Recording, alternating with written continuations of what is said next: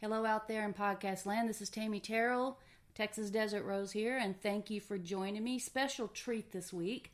I am actually on location in Texas. Get to come home for a few weeks to see my kiddo graduate and to get some Tex-Mex and some half and half iced tea. Oh my goodness, I'm in heaven. Ate me some Whataburger the first night and went to bed with a cheeseburger. It's probably on my butt now. But I'm thrilled to be here and got someone pretty special who's joining me, as you might guess. Gonna tell her story and what her life has been like. Miss Kari, thank you for joining me. Thanks, Tammy. This is near and dear to my heart.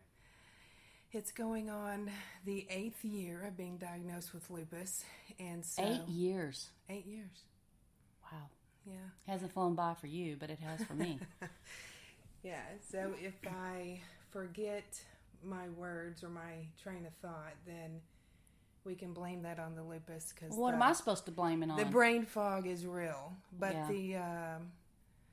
the rambling and the lack of filter, that's just something I'm born with. So we can't blame that on lupus. And that's what keeps us laughing. You know what? Laughter through tears, right? As Dolly Parton said. Exactly. Laughter through tears is the best, and you keep us laughing for sure. And you have had many things not to laugh about these last 8 years. And so, so you said lupus. Yes.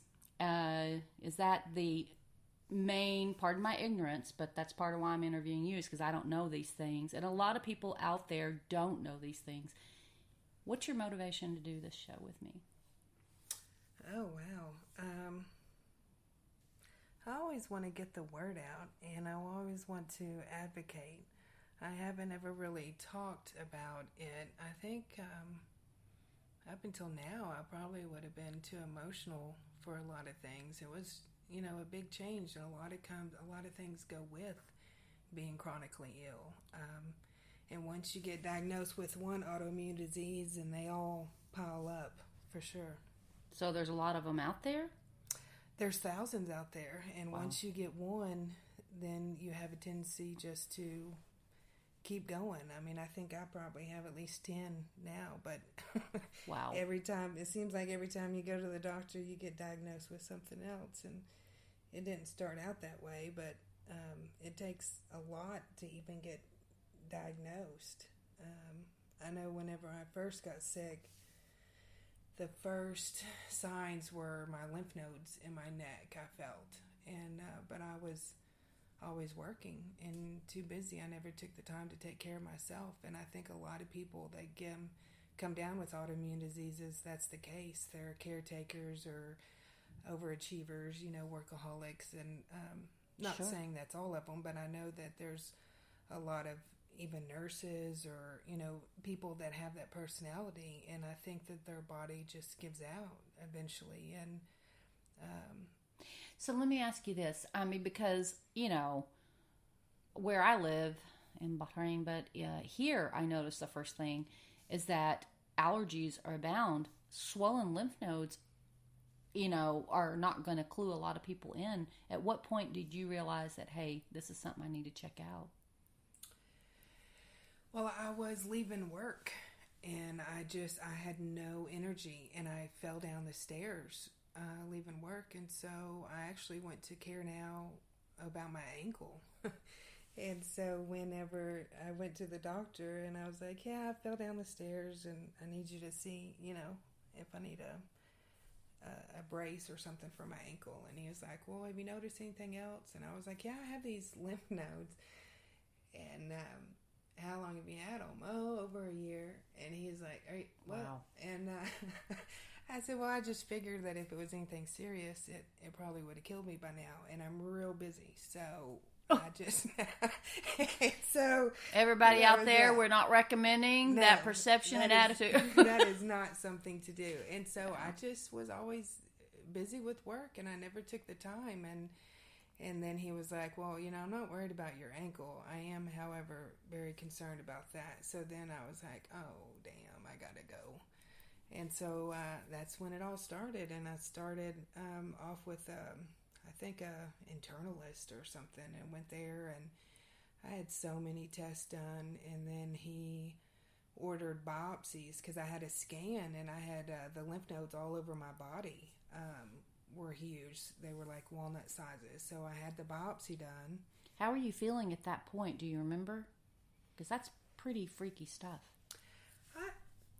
The hardest thing is not knowing. That's the hardest thing and the most frustrating thing for me anyway. Yeah. Because I can handle pretty much anything as long as I know what I'm going to be faced with. But I like to plan. I like to have things ready, and I like to fix things. Yeah, and so to not know, that's a hard pill to swallow. And so I had the biopsies done, and I'll never forget. I woke up, and the doctor, I could just tell on his face. So I was like, "How bad is it?" And he said, "Stage 4 lymphoma." I said, "Okay." And so, for those of you out there who don't know, we only have 4 stages, right? Yeah. And so, lymphoma is cancer of the blood. I don't even know. I just was like, okay. And the first thing I said was like, "Where are my kids?" Yes. That was my first thought. Where's my family? And because I knew they were freaking out. So you got that news when you were alone?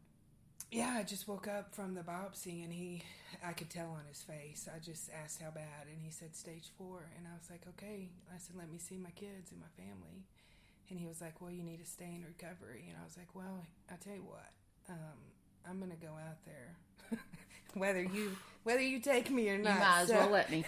And so he brought him in, and I got to see it. I got to see him, and we left. And I remember the kids, we went to a natural food store thing and got some food and went home, and that was it. I just started preparing. But then I got a call 2 weeks later saying that it wasn't lymphoma, but they didn't know what it was. So you didn't know whether to be relieved. I guess some level of relief. Yeah, but you don't know what it was, so you didn't know how to feel. Yeah, you feel relieved and frustrated, and then you're like, okay, let's do it again, or let's start again, and none of the doctors could give me any answers. And so I contacted MD Anderson and asked them if they would take me in on as a patient. And then I got there in June. I think I had my biopsy in May. In June, it was actually my birthday, June 26th. We went, and the doctor said, you don't have cancer. And at that time, I couldn't walk. And so I said, okay, well, what do I have? Somebody needs to give me some answers, because at this point, I'm getting a little irritated. Way past. Yeah. And so they ordered a PET scan, and I went back the next day, did the PET scan, and that was on a Friday, and they sent me home, and they said, we'll call you if you need to come back Monday. And then I went home, and I soaked in the bathtub a lot, because that just made me feel better for some reason, just being in the water, and I think having the weight off your joints. Yes. And so I stayed in the bathtub all weekend, and my sister, it was crazy on how many different things just happened, but my sister popped up for a visit on Sunday night, and I think I lived there for 3 years, and that's just not something that she does. And she just happened to be there that Sunday night. She came in and found me in the bathtub and didn't give me a choice. She called 911. And so they said that most likely I would have died of blood clots that night. So that was... What did she notice, do you know? That would make her go, for those out there who might run across this situation, how did she know she needed to get you to the hospital? Well, one, I think her just knowing me and looking at me, because I've always been a very active person. And I think at that point I was probably pretty incoherent, She knew. Just there. And with my kids, they would check on me, and I was more of still being the mom, protecting them. And I'm like, I'm fine. I just need a soak. I'm fine. Just, go watch TV. I'm fine. And that's all I said. And so when she came, I didn't have the strength to outfight her. And she's a strong personality, which helped. She is. And so she's like, okay, you don't have a choice. You can tell me you're fine all day long, but we're calling. That's right. And so, Thank God. yeah, thankfully, she did. And I remember vaguely my stepdad, I remember being in the ER and waking up, and he was yelling at the doctor saying, look, somebody needs to find something out. And then I didn't wake up for 17 days. 17 days? Yeah, I woke up. Like you don't remember anything? No, I do remember one time being in ICU, and I know this is crazy, but I was floating overhead, and I saw them working on me. I could see everything that they did, and the tubes in my legs down to do the blood clots and everything, but I didn't feel anything. I just saw them working on me, and that didn't last very long, but it was very vivid. I mean, I remember it, and then I woke up 17 days later, and did you find out that you had flatlined at that point? No, I don't even think I ever asked or anything. I didn't really think anything of it. I just... Because that's how they describe a near-death experience, NDE.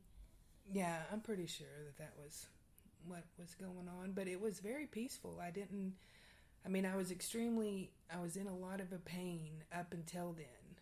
But then whenever I got to that point, I don't remember any pain or any scared or anything like that. I was just simply watching them, just like, resigned. That's interesting. And so, wow. And then that was. And you were how old at that point? I think 36 when I got. Wow. 36, and then I woke up and I had tubes all in my neck, and I was just kind of like a limp noodle. I had to learn how to feed myself and how to walk and how to... Everything all over again. Yeah, I think not that I couldn't do it, but I think maybe I was just so weak. It was hard to do. And so... getting your strength fighting back. to do that again, that was something. Yeah. And I remember when I woke up, everyone that always waited on me to come home was around.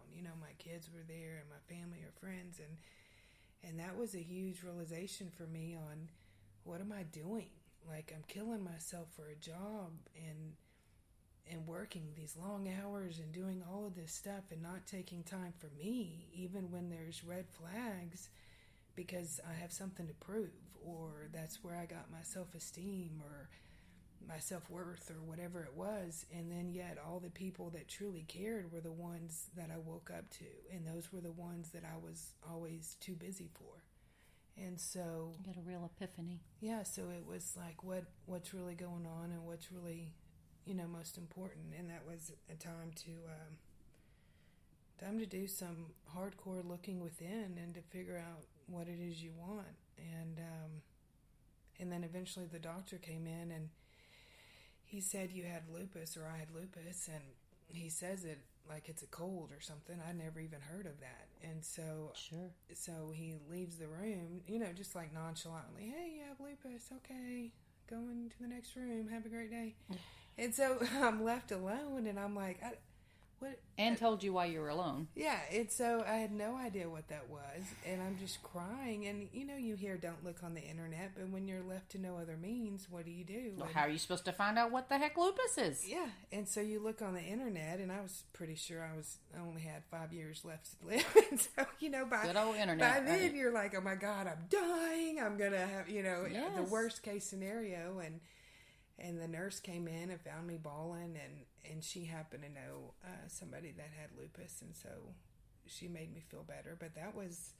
another angel in your life. Yeah, I had several. Oh, I'm sure you have had. So, we'll fill in the guts in a bit, but take us to today of if you... we're sitting here talking to someone who is about to go through what you have been through. Would you be willing to share what the hardest part has been for you and yours? Yeah, I'll break that up. The hardest thing for me to get used to was being alone. I was always a people person. I was very, outgoing. I could talk to the wall. Really, literally, I probably could. And so... there would be months, where my husband would be the only person I would see. And so, And you're talking about being in bed all the time and being